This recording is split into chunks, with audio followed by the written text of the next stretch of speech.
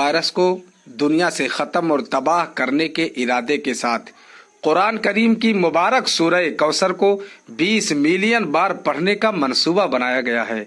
आपका हिस्सा 3 बार है और उसे एक ग्रुप में भेजना है। इस सिलसिले को आगे बढ़ाएं और पढ़ें, इन्ना आतैना कल कौसर फसल्ली लिरब्बिका वनहर इन्ना शानिया का हुवल अब्तर। इसे पढ़ने और आगे बढ़ाने में 1 मिनट से ज़्यादा वक्त नहीं लगता। या अल्लाह, जिसने भी ये पढ़ा और इस वीडियो को शेयर किया उसकी तमाम परेशानियों को दूर करे। क्या आप जानते हैं कि अगर आप इसे आगे बढ़ाते हैं तो आज रात के आखिर तक कितने हजारों सूरह कौसर पढ़े और मजीद आगे भेजे जाएंगे। और आगरा जैसा शहर मुसलमानों के बगैर भारत रॉकेट टेक्नोलॉजी से भी महरूम रहता, क्योंकि इसे बनाने वाला टीपू सुल्तान एक मुसलमान था।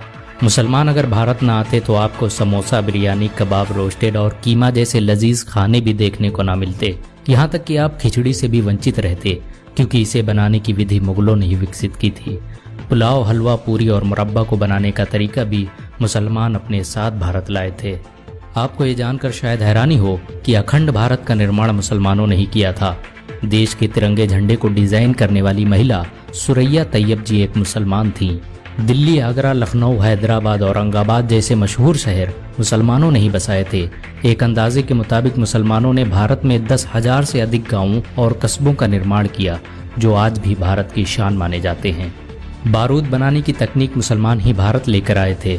भारत में सबसे पहले तोपखाना का निर्माण और तोप का इस्तेमाल मुगल बादशाह बाबर ने किया था। मुर्शिदाबाद, बीजापुर, तंजौर जैसे शहरों में मुसलमानों ने ही सबसे पहले शस्त्र बनाने के कारखाने स्थापित किए।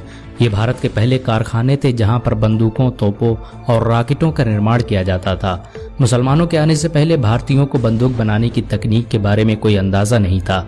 अगर मुसलमान भारत न आते तो यहाँ के लोग सदियों तक इस टेक्नोलॉजी से वंचित रह जाते। आपको ये जानकर हैरानी होगी कि खजूर, फूल गोभी, नींबू, धनिया, सेब, संतरा इत्यादि के पेड़ मुसलमान ही भारत लाए थे। मुसलमानों ने ही भारत में सबसे पहले इनकी खेती प्रारंभ की, जो बाद में भारत की प्रमुख फसलें बन गईं। बहुत कम लोग जानते हैं कि साबुन का आविष्कार सबसे पहले मुसलमानों ने ही किया था, और जब तुर्की के मुसलमान भारत में दाखिल हुए तो उनके साथ ये तकनीक भी भारत आ गई और धीरे धीरे साबुन का इस्तेमाल पूरे भारत में होने लगा। मुसलमानों के आने से पहले भारत के लोग रेत का इस्तेमाल करते थे। दुनिया के 7 अजूबों में भारत के ताजमहल का नाम भी आता है, जिसका निर्माण शाहजहां ने करवाया था। अगर मुसलमान भारत न आते तो भारत एक अंतर्राष्ट्रीय पहचान से महरूम हो जाता।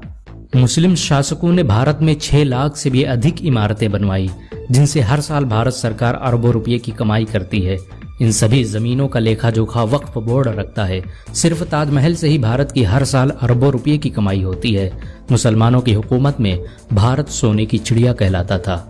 मुसलमानों के बगैर भारत कभी भी परमाणु संपन्न देश न बन पाता, क्योंकि एक मुसलमान APJ अब्दुल कलाम ने ही भारत का परमाणु बम बनाया था।